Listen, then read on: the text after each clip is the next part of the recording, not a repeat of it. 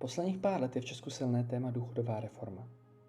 Všichni se přitahují o tom, jak důchodový systém zeštíhlit, jak jej učinit udržitelný za pomocí masivních škrtů a změn pobírání důchodů. Moc už se ale nezmiňuje třetí cesta, která je asi tou nejohleduplnější pro všechny.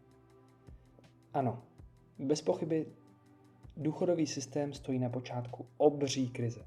Systém potřebuje nutně nějakou reformu. Ovšem nemůžu se zbavit dojmu, že onen systém tím způsobem, jak jeho financování funguje, je nedotknutelný a jedinou věc, na kterou můžeme sáhnout, je produkt tohoto systému a to jsou důchody.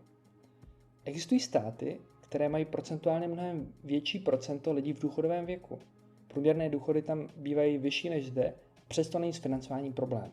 Je to proto, že tyto státy fungují sociálně, ale tím moderním progresivním způsobem, kdy jsou schopni zaběhlé věci upravovat a měnit, avšak ne na úkor právě vysaných důchodů. Pro státy v krátkém časovém období vlád nesmyslné čistě racionálně financovat úplně cokoliv ze sociálního spektra od zdravotnictví až k důchodům, ale to v žádném případě neznamená, že dlouhodobý dopad na fungování státu není gigantický. Kvalita života ve štíhlých státech typu USA je mnohem horší než i v některých rozvojových státech, a to právě i kvůli neexistujícímu či špatně fungujícímu sociálnímu státu.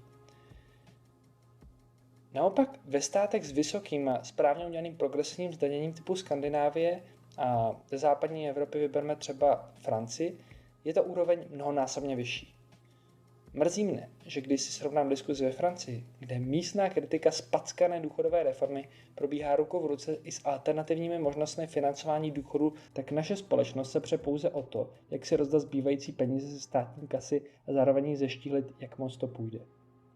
Diskuze v tomto státu, který ovládají pravicové strany a většina lidí je spíše pravicového myšlení, a levice je z hlediska politické aktivity a participace směšná a dosti konzervativní, tak tady ta diskuze probíhá jednosměrně.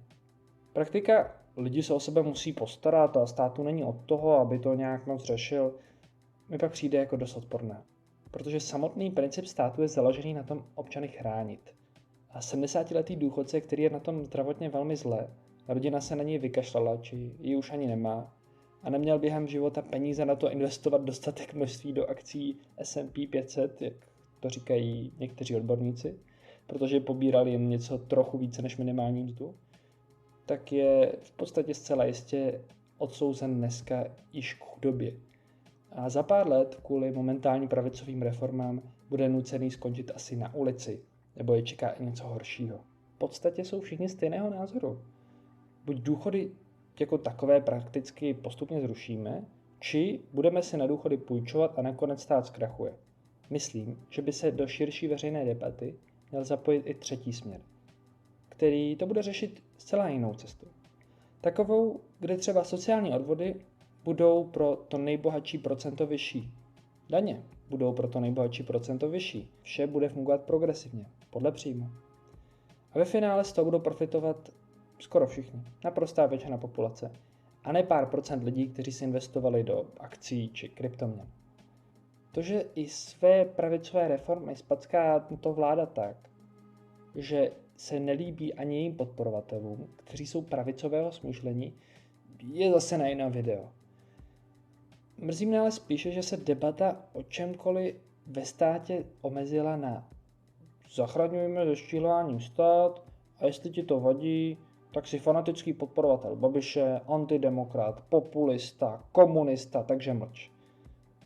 Přál bych si sociálnější stát, ale to vím, chci moc. Demokracie není o tom, jestli ta debata funguje dobře, ale spíš o tom, že vůbec nějaká vážně probíhá, což v případě této reformy není realita.